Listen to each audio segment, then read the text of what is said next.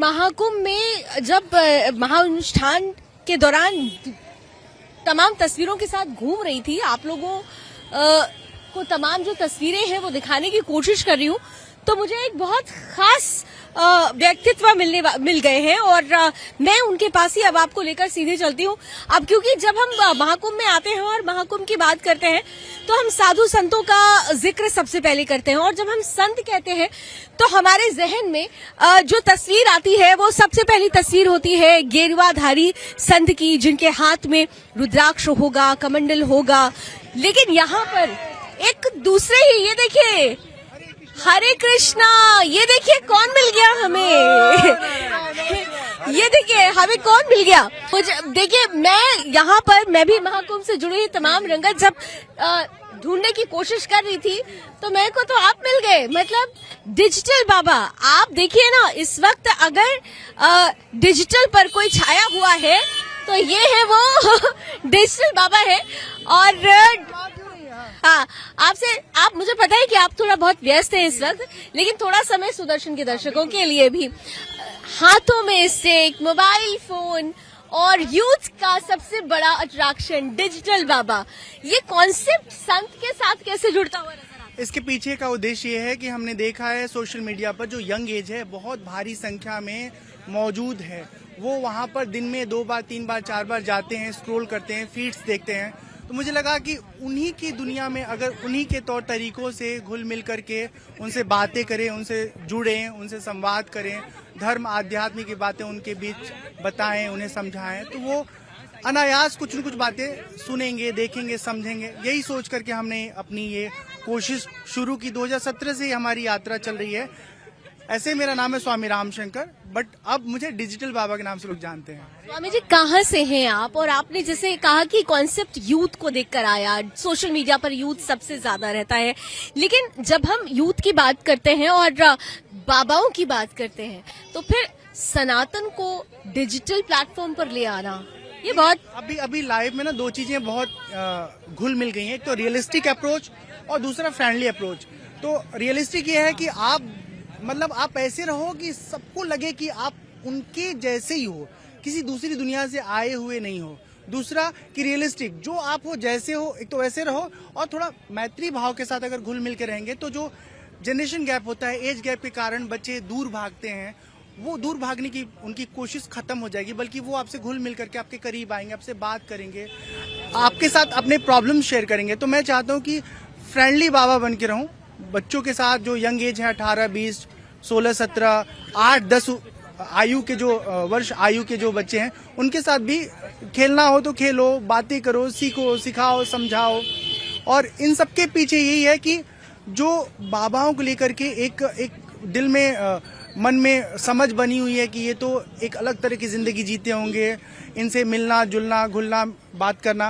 अवधारणा पे आप बात करें, लेकिन आपने देखा है कि जब मुझे याद है कि जब आपने ये सफर शुरू किया था तो आपको बहुत चैलेंजेस थे, और आपको लेके ये भी कहा गया कि आप दरअसल जो संत कॉन्सेप्ट है आप उस पर प्रहार करने की कोशिश कर रहे हैं। कैसे आपने इससे कोप अप किया? मैं प्रहार नहीं कर रहा हूँ। आज के समय में इस कुंभ में जितने बड़े बड़े संत हैं जिनका साम्राज्य एम्पायर 10 करोड़ 20 करोड़ 50 करोड़, उनके पास 10-20 लोगों की, 5 लोगों की, 6 लोगों की टीम है, बाकायदे 2-3 कैमरामैन, फोटोग्राफर, सब उसको पे करते हैं महीने के 50-50 हजार रुपए। मेरे पास 1-to-1 अप्रोच है, जहां पर आप देखेंगे मेरे आसपास कोई कैमरामैन नहीं, कोई फोटोग्राफर नहीं है। मैं खुद अपने स्किल के साथ मैं लोगों से रूबरू हो रहा हूं, और मेरी कोशिश ये है कि साधु के जीवन और आध्यात्म विषय वस्तु को लेकर के जो दिमाग में एक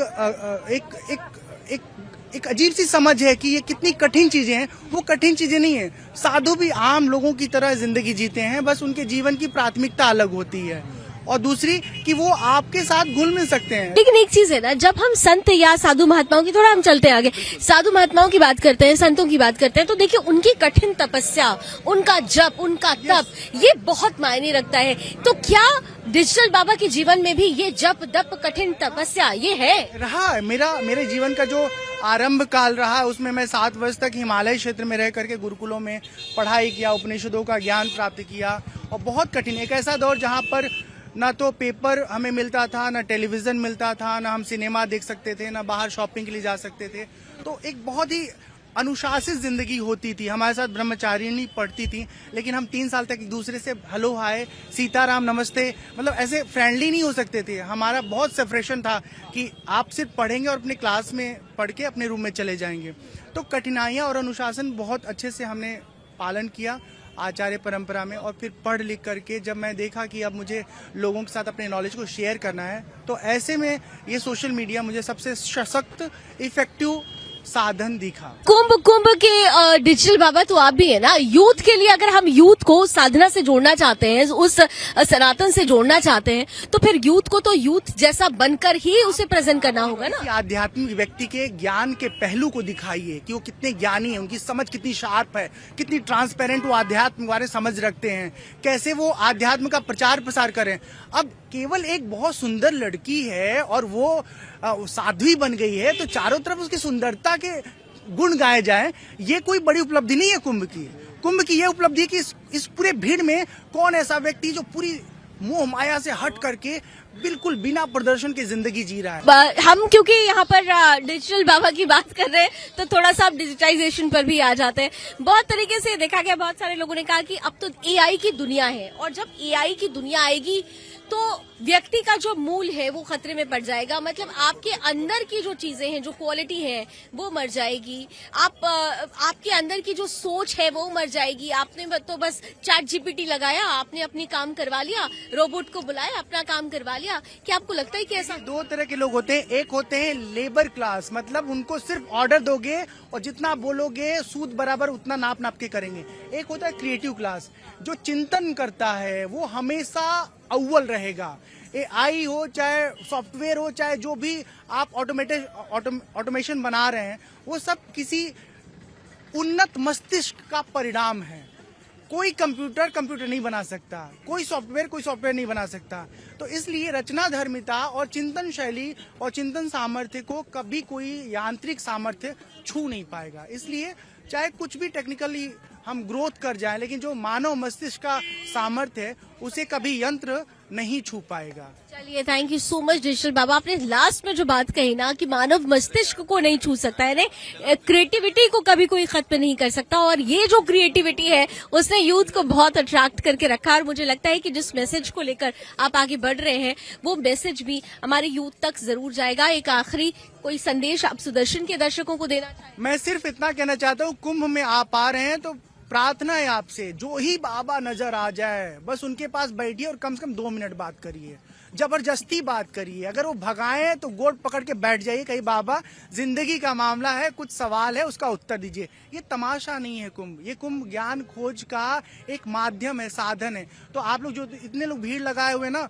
जाइए हर बाबा के पास बैठिए, उनसे सवाल करिए कि मुक्ति का मार्ग क्या है, भक्ति कैसे मिलेगी, आध्यात्म में हमारी उन्नति कैसे होगी। यदि आप ऐसा कर रहे हैं तो कुंभ आने का प्रयोजन आपका सार्थक होगा।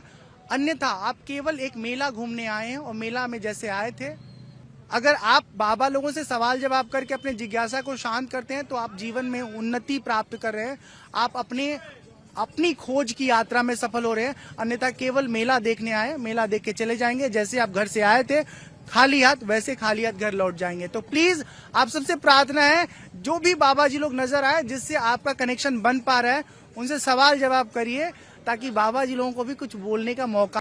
एक बाबा नहीं, मल्टीपल बाबा हैं, मतलब हजारों बाबा हैं। उसे भी आशीर्वाद के रूप में ले लेना चाहिए। चलिए, उसे भी। ठीक है, तो अगर आपको तलाश है, तो जैसे आप शादी करने के लिए 10 फोटो देखते हैं, वैसे यहाँ पे इतने सारे बाबा जी लोग हैं। ज्ञान प्राप्त करने के लिए आप इंटरैक्ट करिए, जिनकी फ्रीक्वेंसी आपसे मैच कर रहा है उनसे आप बैठ करके ज्ञान लीजिए, और नहीं तो फिर दूसरे स्टॉल पे आपको मिलेंगे दूसरे बाबा, वहाँ चले। ये ज्ञान सागर है, ये ज्ञान सागर। ठीक है, ठीक है। Thank you so much Digital Baba हमारे साथ जुड़ने के लिए और सुदर्शकों के दर्शकों तक इतनी महत्वपूर्ण बात कहने के लिए। और देखिए, यही है, ये जो कुंभ है ना, वो ज्ञान सागर है, और ये ज्ञान सागर साथ साथ नए चेहरों का, कुछ हठ योगियों का, कुछ ऐसे बाबाओं का जो अपनी अलग क्रिएटिविटी से लोगों से जुड़ने का प्रयास कर रहे हैं, लेकिन उनका उद्देश्य एक है। उद्देश्य ये कि सनातन से लोगों को अवगत करा सके, सनातन से यूथ को, लोगों को बता सके कि आखिर सनातन क्या है, उनका मूल क्या है, उनका अस्तित्व क्या है। और ऐसी ही कोच पर हम भी निकले हैं। ये कोच जारी रहेगी। कैमरामैन जितेंद्र के साथ मैं लावनी विनीत, तीर्थराज प्रयागराज महाकुंभ मेला क्षेत्र से सुदर्शन न्यूज के लिए।